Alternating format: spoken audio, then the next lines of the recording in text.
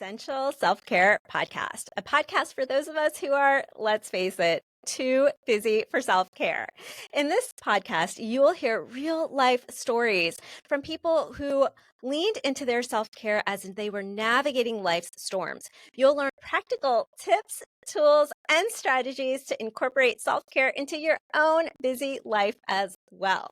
You'll hear from expert guests sharing their expertise on specific tools and modalities of self-care to optimize your well-being in your life, career, and relationships. I'm your host, Dr. Sheetal Ajmani. I am a physician, best-selling author, and founder of Radiant Living Institute, where I guide high-achieving women to get unstuck and learn to live radiantly again through major life transitions. Quick disclaimer before we dive into the episode, please know that this podcast is for educational purposes only and is not medical advice. Always seek the advice of your own health practitioner or mental health provider for your specific situation. Now, let's get started. Welcome back to the Essential Self-Care Podcast. I am so excited to be joined once again by Dr. Melissa Sundermann. Dr. Sundermann was on the show a few weeks ago sharing her expertise as nature as medicine, a really fascinating and enlightening episode. So if you did not tune into that episode, definitely go back and check that out after you listen to this one. Dr. Sundermann is a double board certified physician in internal medicine and lifestyle medicine. She also has training in integrative medicine and mind-body medicine. She is the chair of the Nature as Medicine Subcommittee for the American College of Lifestyle Medicine and also the co-founder of Revive, Lifestyle Medicine Wellbeing Coaching Program. She currently practices medicine at Lifespan Medicine, a concierge functional medicine practice that takes a holistic and integrative approach to healthcare. Known as Dr. Outdoors, she can often be found practicing what she preaches through spending time outdoors, running, biking, hiking, skiing, and creating adventures with her family. Dr. Sundermann and I first connected a little over a year ago. We were both invited to speak at a conference on lifestyle medicine hosted by SoMeDocs, or Doctors on Social Media. So a quick shout out to them. Because they are doing amazing work over there.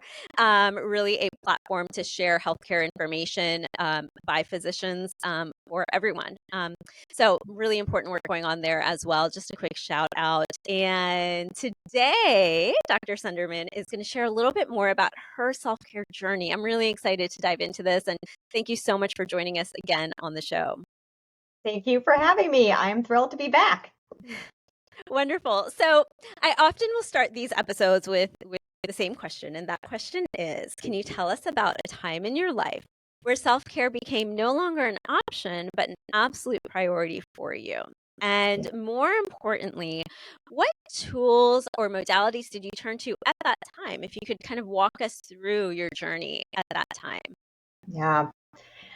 Thanks for that question and for the opportunity to sort of reflect and pause. And I'm in my mid-50s now. And I think by the time that you get to your mid-50s and before, there has been maybe some chapters of your life that you say, that was a tough one, right? And I got through it and I learned from it. And that chapter for me was probably about 7 years ago, in my late 40s.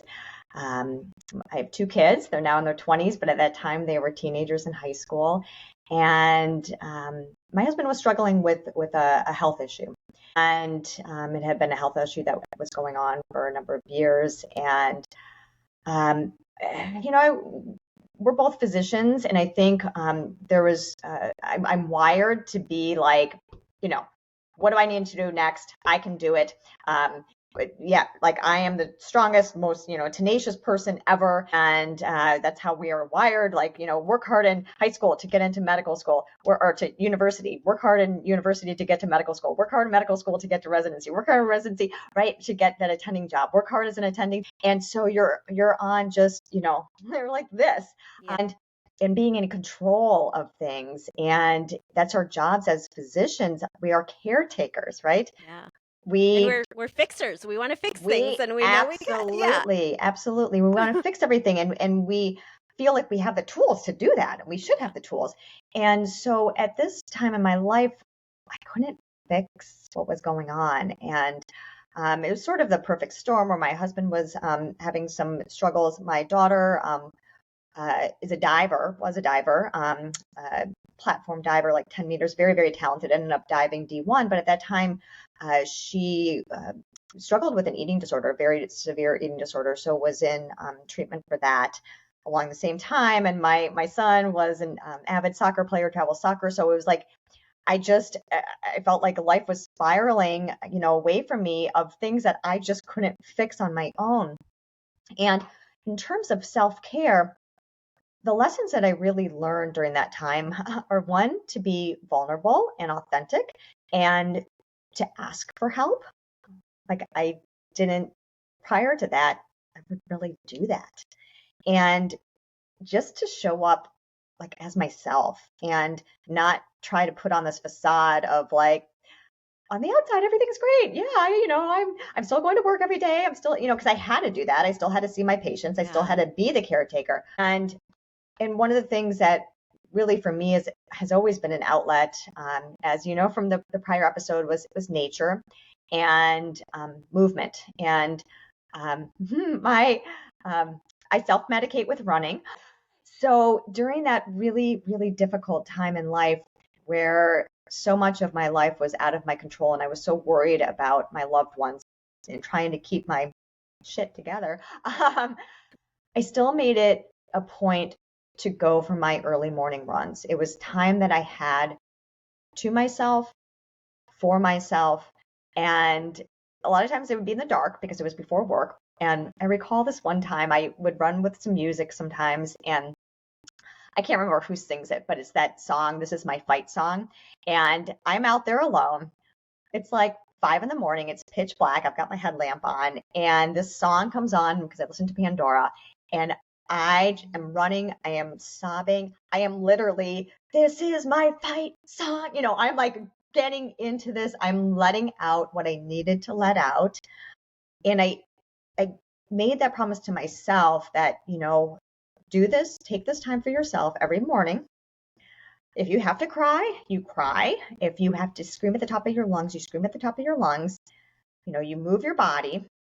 And, it's cliche, but it is true. Like, self-care is not selfish, because I knew after that I had to be present for my kids because they needed me to be there for them.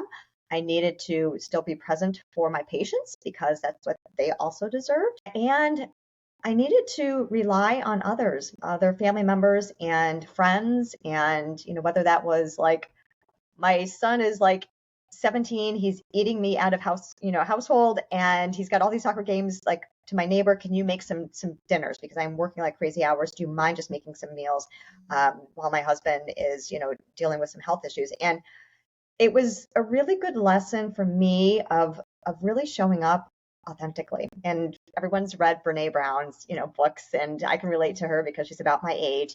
And no one's perfect, and no one has a perfect life. And the more that I showed up as myself and asked for help, my relationships deepened, and I wasn't afraid of, we lived in a neighborhood. I'm like, what's everyone thinking? Like, I didn't care, it's like, this is my story. This is my life. And it made me a better physician, a better healer, a better human, because I was no longer judgmental. Not that I was judgmental before, but I had not really been through a really challenging time like that before. Yeah. And so, going forward, when I had patients who were struggling, and sometimes I would share, hey, I had a similar struggle. Like, I'm here with you. But those self-care for me was getting out, getting fresh air, trying to, nurture myself with the best food that I could, getting movement. For me, that's an active meditation. I would choose to move my body and be present for an active form of meditation, connection, right? Trying to get my sleep. So all the pillars of lifestyle medicine really are my self-care and go-to. And there's 6 official pillars of lifestyle medicine, and I'm, as Dr. Outdoors, advocating for the 7th pillar of daily connection to nature and fresh air. So that really, and fast forward, I'm proud of that journey. It's not something at the time that I chose to go through. However, going through it and any kind of hardship in life, we come out on the other end having learned lessons and a better person for it, and grateful for the process. Yeah, thank you so much for your openness, your vulnerability in sharing your story, your family's story, and your journey. And there's so much. I mean, I found myself while you were sharing just so moved and so touched and getting a little bit emotional on my end as well. Because I just resonated so much with that. So I am a runner as well. So I started running when I was 12 years old. I always say that running was like my first meditation before I even knew what meditation was. That's just what it was for me. And so it's something that, over time, through getting older, through various injuries, changing body, like things Mm-hmm. like that I've definitely had to adjust and adapt, like how often I run, how far I run, things like that.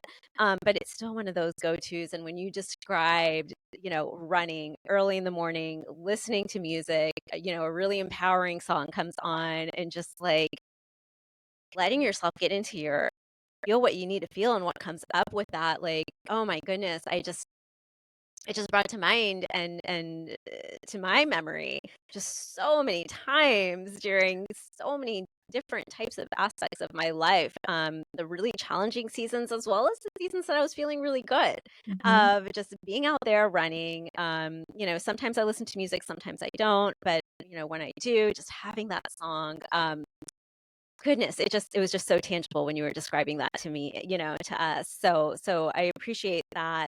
um and also, this idea of movement as being a meditation. I often talk about, so I always say running is my first meditation. I'm also a certified yoga instructor. But when I'm guiding clients through, movement is one of the pillars that I also focus on in my coaching curriculum, which is called Reclaim Your Radiance. And I always talk about it as mindful movement. And Mm-hmm. I don't, I like to guide people to whatever that mindful movement practice is for them. And so it doesn't have to be yoga for everyone. It doesn't have to be running for everyone, but some sort of movement is a really powerful way to release emotions, process emotions and experiences. And so I really like that you brought that up as well. Um, Something else that definitely really resonated was, being that fixer. We are, a physician as I'm a physician as well, just by nature, innately, for many of us who go into this field or other helping and serving fields, we tend to be nurturers, caretakers, fixers, right? And as you mentioned, specifically as women in medicine, we had this whole path laid out. Like, it's clear cut. You work hard, you study hard, you get this result, you go to the next level, right? Like, that's just what you do, right? It's very Mm-hmm. clear and laid out. And then when we're faced with these situations in life, and I've had certainly a number of them, both professionally as well as personally as well, where that uh, algorithm, that Yeah. plan, doesn't always work at all, in honestly, in most aspects of life. Yeah, like It's not that straight linear path. city of like that strong grip, and you're like, and when I think about the best like opportunities and gifts in my life, I didn't plan it, right? Like, I would like to think that I had a hand in all of these things that Yeah. have happened. I'm like, that just kind of was delivered to me from the universe, right? So, and one of my mantras is the universe has a plan for me. And sometimes I go, universe, what the heck was that? Like, why was that my plan? But then you're like, oh, okay, I see that is part of the Yeah. plan. And I think when you can live your life like that, of like, and obviously you need to create opportunities for yourself, right? I have an amazing job right now. I transitioned out of conventional medicine. I worked past couple of years at Canyon Ranch, which is a wellness resort, and had an incredible experience. And then I transitioned to my current job, and I'm learning so much, and I've got this whole curiosity, and I'm in my mid 50s. People are like talking about retirement, and I'm like, whoa, I'm just like getting started on my next phase. And I feel like the universe brought that to me. However, there was 25 years of preparation for that in my career Right. that brought me to the point of being able to receive this gift. And so I think that when you can look at your life journey as, a lot of these steps are preparing you for what comes next. Um, I don't want to go back to the place that I was several years ago. However, I wouldn't be where I am today if I hadn't gone through that. Quick shout out to today's sponsor, Reclaim Your Radiance, Radiant Living Institute's signature coaching program designed to help you reclaim your worth, renew your energy, and restore your happiness in your life, career, and relationships. This 6-module curriculum has already helped countless women rediscover themselves through life's storms. From setting difficult boundaries within toxic relationships to finding their inner strength and power while navigating divorce and co-parenting, to aligning their career and business with their authentic self, and to learning how to live for themselves again after their kids have left the nest. This program has been a guiding force for women to live unapologetically and shine brightly within their lives once again, or often, even for the first time ever. Experience the results for yourself. Head over to radiantlivinginstitute.com/reclaim your radiance to learn more and get started. Exactly. Oh my goodness. So many reflections just on what you just shared. So, I mean, first of all, 2 quotes come to mind. One is something about um, the place where opportunity meets preparation. So like you need Mm-hmm. both, right? And then Yeah. another quote along those lines is, and I realized that wasn't the full quote, I can't remember the full quote, but it has something to do with both Yes. of those, opportunity and preparation. And then another one is that opportunity will dance with you, but you need to be on the dance floor. Mm-hmm. Mm-hmm. So I really love that one too. And I think it's also so beautiful when we do notice those things that life has delivered to us, those gifts, those beautiful gifts, and we start to notice them, and that we individually had little or no part in that actually coming into existence. Because I think that is a great reminder, especially for many of us. I can definitely speak for myself, and I know certainly a lot of clients that I work with also experience this as well, this need to have a tight control on things, right? And so I think reminding ourselves of all of these beautiful gifts that occur and appear in our life day in and day out without us even thinking about it. One thing I do when I'm guiding people through meditation or through yoga practice is I take them back to their breath, and just like this idea that like we are constantly breathing in and out without thinking about it, like the breath doesn't hold on. When you exhale, you immediately inhale. Like you don't think about it. It's just continually happening. And so I always say the breath can be just such a great reminder and teacher of so many things. And then also, I agree with you, for myself as well, that the most challenging seasons of my life, I would never, ever want to go through them again. And at the same time, they really were the greatest teachers. Yeah. Like I learned so much Mm-hmm. about myself through it. And one of the things for me that I also really resonated with in your story and your journey is this idea of asking others for help. Definitely, I agree with, I resonate with that so much because I also, tend to see myself as a very strong, independent woman. My nature is to first try to figure things out by myself, right? That's just my nature. And then, the most challenging seasons in my life, it was almost like I was so raw. I was so overwhelmed with what was going on. I didn't recognize so many aspects of the life I was living anymore. Like you described, you used the word spiral, like it just felt like things were spiraling, Yeah. right?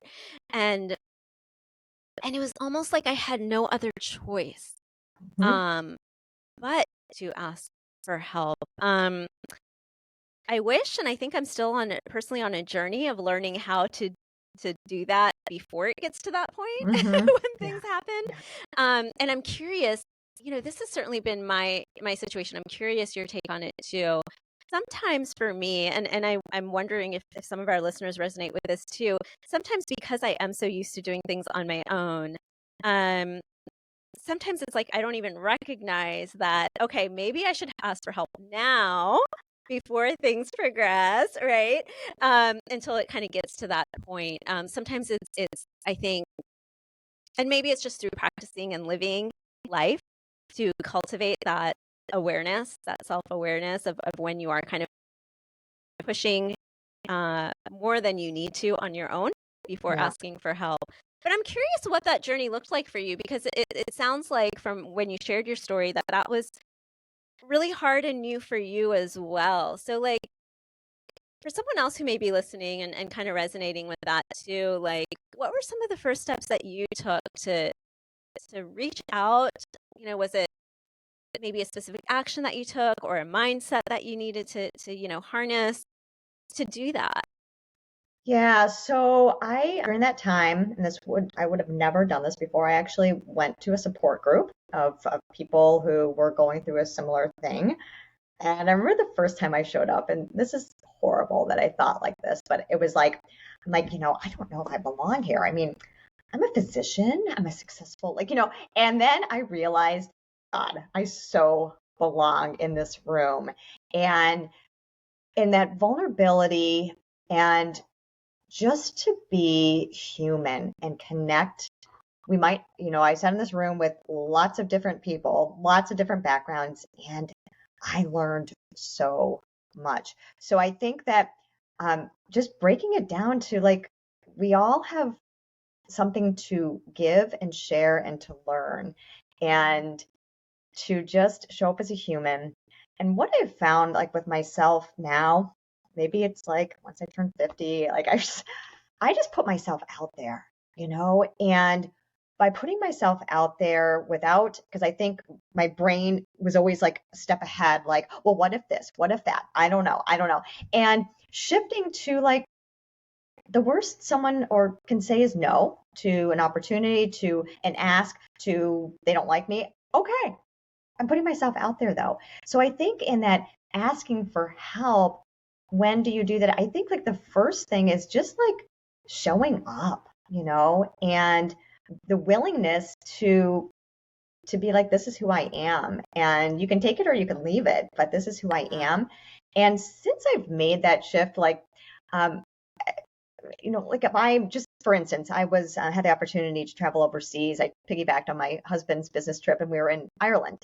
And I'm very involved in lifestyle medicine, so I was like, oh, do I have any colleagues in Ireland from LinkedIn? And I found this Dr. Robert Kelly. Never met him before, and I'm like, what the heck? I'm gonna shoot him a message. Want to meet up?